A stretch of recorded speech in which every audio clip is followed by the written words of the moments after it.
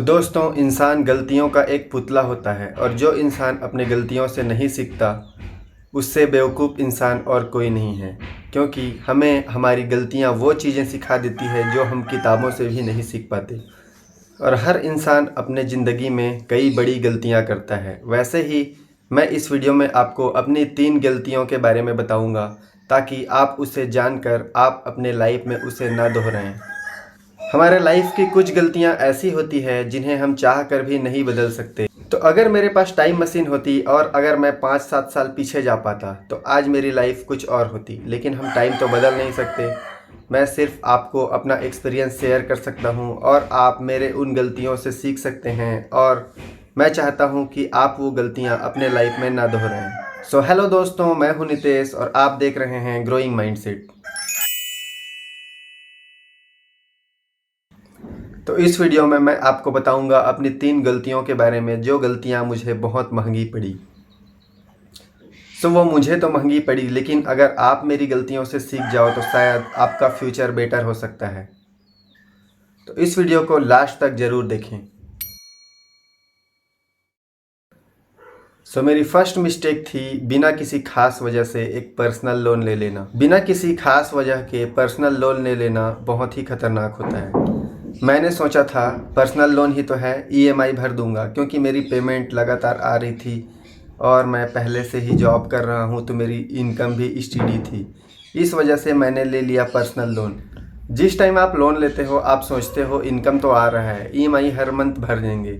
लेकिन जॉब का क्या पता, अगर आपकी गवर्नमेंट जॉब नहीं है, आप किसी प्राइवेट जॉब में हैं, अगर आपकी जॉब छूट सकती है, आपकी सैलरी लेट हो सकती है, ये सब की वजह से ईएमआई भरना बहुत मुश्किल हो जाता है। पैसों की दिक्कत तो होती ही है, इसके साथ साथ हमें हमारी फाइनेंशियल फ्रीडम भी छीन जाती है। हम कोई और चीज़ ट्राई नहीं कर पाते हैं, हम उस सैलरी से कोई और चीज़ प्लान नहीं कर पाते हैं।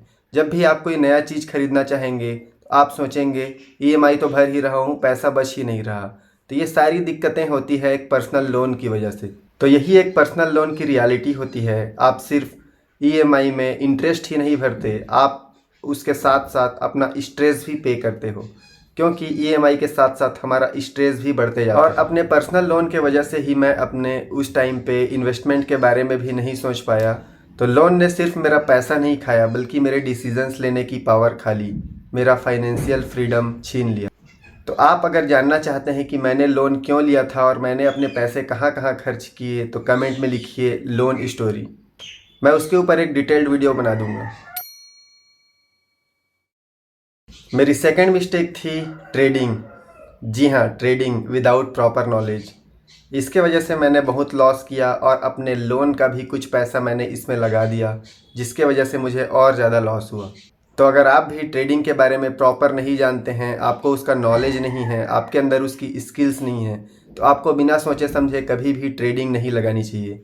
क्योंकि सोशल मीडिया में जो हम देखते हैं, जो इन्फ्लुएंसर्स बताते हैं कि वो एक दिन में लाखों रुपए कमा रहे हैं, लेकिन वो अपने पीछे की मेहनत नहीं बताते हैं कि वो कितने साल से ट्रेडिंग कर रहे हैं। मैंने 2 साल ट्रेडिंग किया, लेकिन 2 साल में मैं एंड में आते आते प्रॉफिटेबल नहीं रहा। प्रॉफिटेबल कभी रहा ही नहीं, क्योंकि प्रॉफिट तो बनता है, आप प्रॉफिट बना लोगे, लेकिन वो प्रॉफिट स्टेडी नहीं होता है। जैसे आप हफ्ते में 7 दिन ट्रेडिंग सेशंस होते हैं, तो आप 2 दिन प्रॉफिट बनाते हो और 3 दिन लॉस बनाते हो। तो आपका जो प्रॉफिट अमाउंट है वो लॉस के अमाउंट से ज़्यादा होना चाहिए, लेकिन ऐसा नहीं होता है। आप अगर अपने प्रॉफिट से ज़्यादा लॉस कर लोगे तो हमारा माइंड ये सोचने लगता है कि मुझे वो पैसा रिकवर करना है और आप रिवेंज ट्रेडिंग करने लगते हो। फिर आपका पैसा रिकवर होना तो दूर, आपने जो प्रॉफिट बनाया है या जो आपकी इनकम है वो भी उसमें घुसती चली जाती है। इसीलिए बिना स्ट्रैटेजी, कॉन्फिडेंस और डिसिप्लिन के ट्रेडिंग बिल्कुल भी सही नहीं है। ट्रेडिंग एक स्ट्रैटेजी, स्किल और डिसिप्लिन का गेम है। अगर ये तीनों आप एक साथ फॉलो नहीं करते, आप थोड़ा सा भी लालच करोगे और फिर से ट्रेड लोगे, मतलब आपका लॉस होना फिक्स्ड है। तो जैसा कि मैंने बताया, जब मैंने ट्रेडिंग शुरू किया एक फ्रेंड को देखकर, तो मेरा शुरू में प्रॉफिट हुआ। मैंने 10,000 से 8,000 रुपये तक का प्रॉफिट किया एक दिन में, और मेरा हाईएस्ट, मैं 10 से 15,000 से ही ट्रेडिंग करता था, लेकिन एक दिन में मैं 10,000 तक हाईएस्ट प्रॉफिट कर चुका हूँ। लेकिन वो हर दिन नहीं होता है। आपका लॉस होगा तो भी आपका 7,000, 8,000 या आप जितना प्रॉफिट बनाते हैं उससे ज़्यादा लॉस भी हो जाता है। क्योंकि हम जो ट्रेड में प्रॉफिट चलते रहता है उसे लेकर नहीं बैठते हैं। हम ये सोचते हैं कि 1000-2000 बढ़ गया है, इतने में तो हमारा खर्चा चल जाएगा, हम उसको सेल कर देते हैं। जबकि लॉस के ट्रेड में हम चिपक के बैठे रहते हैं कि अब मार्केट रिवर्स होगी और अब ये ऊपर रहेगा। ऐसे करते करते हमारा लॉस बड़ा हो जाता है और यही है 50% से ज़्यादा लोगों के लॉस का कारण। तो ट्रेडिंग में लॉस करके आपका सिर्फ पैसा ही नहीं जाता है, बल्कि टाइम, पैसा और हमारा मेंटल पीस भी चला जाता है। तो अगर आप एक बिगिनर हैं तो ट्रेडिंग देखा देखी में नहीं स्टार्ट करें, बल्कि ट्रेडिंग से अच्छा है आप इन्वेस्टिंग स्टार्ट करें। और अगर आप ट्रेडिंग करना ही चाहते हैं तो उसके लिए भी पहले इन्वेस्टिंग स्टार्ट कीजिए। जैसे म्यूचुअल फंड्स या अच्छे स्टॉक्स में आप इन्वेस्ट कर सकते हैं। 2-3 साल में आपको जो प्रॉफिट होगा उस पैसे से आप ट्रेडिंग करके देख सकते हैं। और अगर आप ट्रेडिंग अच्छे से कर पा रहे हैं तो उसको कंटिन्यू कीजिए, और अगर नहीं कर पा रहे हैं तो ट्रेडिंग को आज ही स्टॉप कीजिए और ट्रेडिंग की जगह आप इन्वेस्टिंग स्टार्ट कर सकते हैं। तो ये हो गए मेरे 2 बड़े मिस्टेक्स, और इन 2 मिस्टेक्स की वजह से मैं तीसरी चीज़ नहीं कर पाया। और मेरी तीसरी मिस्टेक है अर्ली इन्वेस्टिंग स्टार्ट ना करना। क्योंकि इन्वेस्टिंग को मैंने इग्नोर किया। मैं सोचा कि 12-13% साल का मैं कितना ही बना लूँगा, जबकि ट्रेडिंग से मैं एक दिन का 10 से 20% बना लेता था। तो यही मिस्टेक होती है। इन्वेस्टिंग में होता है कंपाउंडिंग, लेकिन ट्रेडिंग में होता है लॉस, और इसको हम समझ में नहीं पाते हैं। अगर आपकी एज 22-23 साल है और आपके पास जॉब है, और अगर आप सिर्फ 3000 रुपये मंथली इन्वेस्ट करना शुरू करते हैं म्यूचुअल फंड्स में, तो आप अपने 45 से 50 की एज में करोड़ों रुपए इकट्ठे कर सकते हैं, करोड़ों रुपए का पोर्टफोलियो बना सकते हैं, और आप 50 की एज में परमानेंट रिटायर हो सकते हैं। उस टाइम आप SWP स्टार्ट करके हर मंथ 1 लाख रुपीज़ से भी ज़्यादा हर मंथ अपने इन्वेस्टमेंट में से निकाल सकते हैं, और वो आपका लाइफ टाइम चलेगा। अगर आप इस बारे में ज़्यादा जानना चाहते हैं तो कमेंट कीजिए SIP एंड SWP, मैं उसके ऊपर एक स्पेशल वीडियो बना दूंगा। तो अभी हम समझते हैं इन्वेस्टिंग ना करने के नुकसान।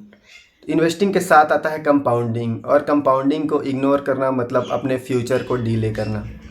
पैसा इन्वेस्ट ना करने से ज़्यादा ज़रूरी है पैसा इन्वेस्ट करने के बारे में समझना, और जितना जल्दी आप समझेंगे उतना ही जल्दी आप इन्वेस्टिंग स्टार्ट करेंगे, और आपके लिए उतना ज़्यादा अच्छा है।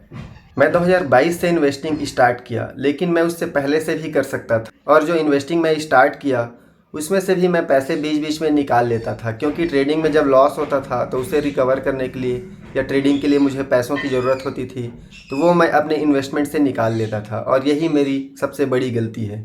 अगर मैं वो पैसे नहीं निकालता तो अभी मेरा पोर्टफोलियो डबल होता। लेकिन ये चीज़ समझ आना ज़्यादा ज़रूरी है, और मुझे समझ में आया तो मैंने ट्रेडिंग भी छोड़ दिया, और अब मैं सिर्फ इन्वेस्टिंग करता हूँ।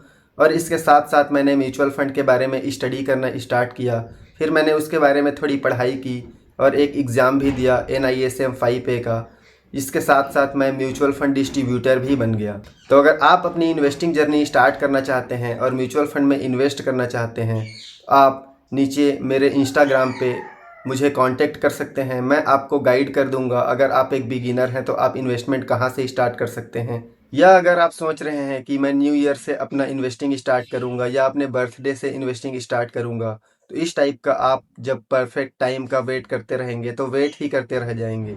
क्योंकि इन्वेस्टिंग का कोई परफेक्ट टाइम नहीं होता है। सिर्फ इन्वेस्टिंग ही नहीं, कोई भी चीज़ स्टार्ट करने के लिए परफेक्ट टाइम कभी नहीं आता। उसे तभी स्टार्ट कर लेना चाहिए जब हमें समझदारी आती है, और तब हम स्टार्ट करते हैं तो वो स्टार्ट हो जाता है। नहीं तो डिले करने से कल कभी नहीं आता है, वो कल कल होते होते डिले होते जाता है। तो ट्रेडिंग ने मुझे इन्वेस्टिंग जर्नी से 1 साल पीछे ढकेल दिया, लेकिन देर आए दुरुस्त आए, मैं इन्वेस्टिंग स्टार्ट कर चुका हूँ और मेरा अभी पोर्टफोलियो अच्छे से ग्रो हो रहा है। तो अगर आप भी इन्वेस्टिंग स्टार्ट करना चाहते हैं और एक अच्छा पोर्टफोलियो बिल्डअप करना चाहते हैं तो मुझे इंस्टाग्राम पे कांटेक्ट कीजिए। तो अगर आपकी जॉब अभी स्टार्ट हुई है, आप एक यंग हैं, 22-23 साल या 25 साल के अंदर के हैं, तो आप लोन लेने से पहले सोचिए, और लोन तभी लीजिए जब वो किसी ज़रूरी काम के लिए हो, या आपकी पढ़ाई के लिए, या बिजनेस के लिए, या कोई काम स्टार्ट करने के लिए। आप लायबिलिटीज़ के लिए लोन कभी मत लीजिए, जैसे कि बाइक के लिए, कार के लिए। बाइक के लिए ले सकते हैं अगर वो ज़रूरी हो आपके जॉब के लिए, जैसे आपका जॉब या ऑफिस जाने के लिए ज़रूरी हो तो बाइक ले सकते हैं। लेकिन कार या कोई भी लायबिलिटीज़ लेना EMI पे बिल्कुल भी समझदारी की बात नहीं है। तो अगर आप यंग हो और किसी फालतू चीज़ के लिए लोन ले रहे हो तो उसके बारे में 1000 बार सोचो। और इन्वेस्टिंग डिले करके मैंने तो टाइम वेस्ट किया, लेकिन आप अपना टाइम बिल्कुल वेस्ट मत कीजिए। कोई भी शॉर्टकट लेने से पहले उसके बारे में अच्छे से जान लो और सीख लो, और इन्वेस्टिंग को कल के लिए मत छोड़ो। अपनी सोच बदलो, फिर आपकी लाइफ अपने आप चेंज हो जाएगी। तो आप भी इन्वेस्टिंग के बारे में सीखिए ताकि आपका पैसा आपके लिए काम करे, ना कि आप पैसों के लिए काम करें। तो अगर ये वीडियो रिलेटेबल लगी हो तो इस वीडियो को लाइक कीजिए, शेयर कीजिए एंड सब्सक्राइब कीजिए ऐसे ही और वीडियोस के लिए। Thanks for watching.